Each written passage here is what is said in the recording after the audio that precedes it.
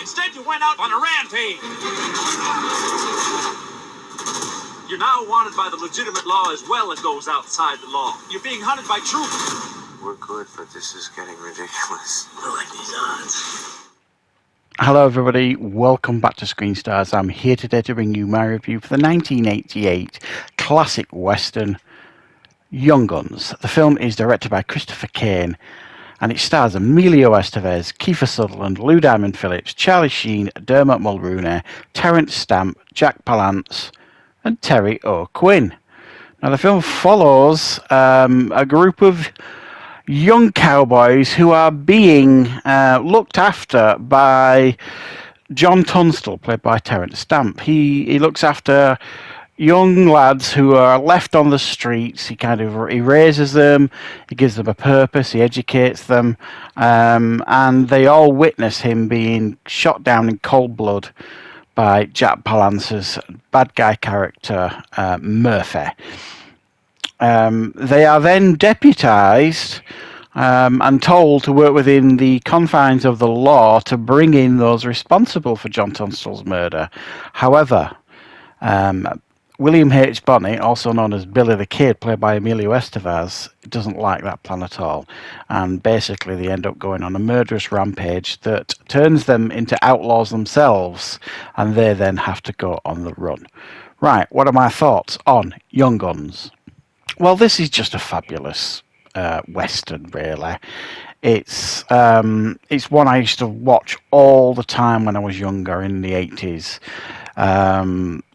Really, really good. You know, it had that youthful energy to it, sort of thing as well. You know, with the young actors that were in it, and it just got it in regards to what audiences wanted at the time from a western.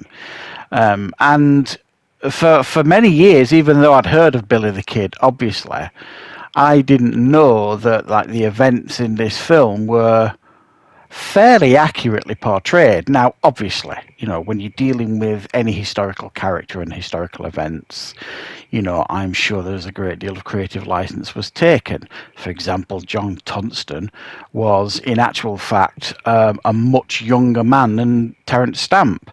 I think he was only in his 20s himself when he was murdered in reality. So I didn't know, and to be fair, at the time, I didn't care really that it was actually based on, you know, true events and events in the life of William H. Bonney, Billy the Kid. I thought that was, you know, really interesting when I found that out much later, to be honest. But it does a really good job. I mean, everybody's got great chemistry between them. Many of these young actors were, you know, on the verge of being big stars at the time, or already were big stars. I mean, Charlie Sheen was a pretty big star at this point in time. And when he kind of dies about an hour into the film, it really shocks you, sort of thing. You don't expect it. And when you realise that this young man, Emilio Estevez, is playing, is actually Billy the Kid, you're kind of like, oh boy, things are going to get crazy pretty quickly. And they do, they just continue to escalate and escalate. I thought Kiefer Sutherland was fabulous in this film as well. Doc, you know, this very grounded, poetic person. And one of my favourite scenes in this film is when he's in like this outside bath cleaning himself, and he berates Billy the Kid for kind of bragging, really. And, you know, when he says, you know, you might see, you know, marching this, that, and the other on harps and this, I shit me britches. It makes me laugh every time, you know what I mean? Because Emilio Estevez absolutely nails this character, this arrogant, fearless person, and the rest of them who are following him are just, you do question why they do follow him, really, because he's clearly off his rocker. He's clearly very, very unhinged, yet they still follow him. They still remain loyal to him and loyal to each other. And the climax of the film as well is one of my favourites in a western itself. the whole sequence of them up in the house, and the trunk getting thrown out, and it's got, you know, Billy in it. He comes out and shoots, goes mental, and they all come out shooting, and it's just a great sequence. I really enjoy it. And for those of you who don't know, there is actually a Tom Cruise cameo in that sequence. One of the soldiers that you see getting shot is actually Tom Cruise. He was on set that day, and the director asked him if he wanted to be in the film, and they dressed him up as a soldier, gave him a tash and sideburns, and if you just pause it at the right time, you can just see the silhouette in the face of Tom Cruise. I didn't know that for years either. That's a snippet I picked up many years later. It's a great film. You know, we've even got John Wayne's son in here playing Pat Garrett. I mean, how cool is that, sort of thing? So I mean, it works really well. It's brilliantly paced, is the film. It's set up lovely in a sense of the Terence Stamp character, John Tunstall. You know, you understand why these young men are so determined to avenge him, because he's the only person that's ever given any of them a chance of a different way, a different life, a different way to live, rather than just seeking vengeance. And it's done really well. And there's so many memorable scenes in this film. Lou Diamond Phillips gets a brilliant scene where he's explaining how his family was slaughtered, and he was going after Murphy to, you know, kill him when he found Tunstall, and Tunstall kind of rescued him and showed him a different way. I mean, it's just a fabulous scene.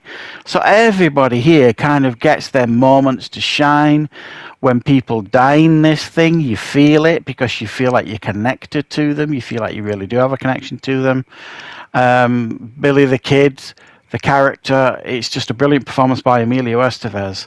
On one hand, he really frustrates you, but on the other hand, you absolutely love him for his just brash arrogance.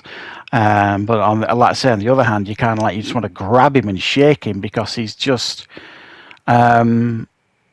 so reckless, and you know, it just believes he's invincible. So it's, for me, it's when this came out, it was at a time when people weren't really interested in westerns in the 80s. You didn't really get that many of them in the 80s. But for me, this is one of the standout ones. This and Pale Rider are the two of the 80s ones that really stand out for me. They're both very good. They both work really well. This is got some great sequences in it. Some fun moments, great cast, and definitely, for me, a classic 80s western. So let me know your thoughts on Young Guns. Hopefully we're going to get Young Guns 3 now, apparently. There's been loads of buzz about that over the last few months. I've seen interviews with Lou Diamond Phillips basically saying, yes, we're starting filming soon.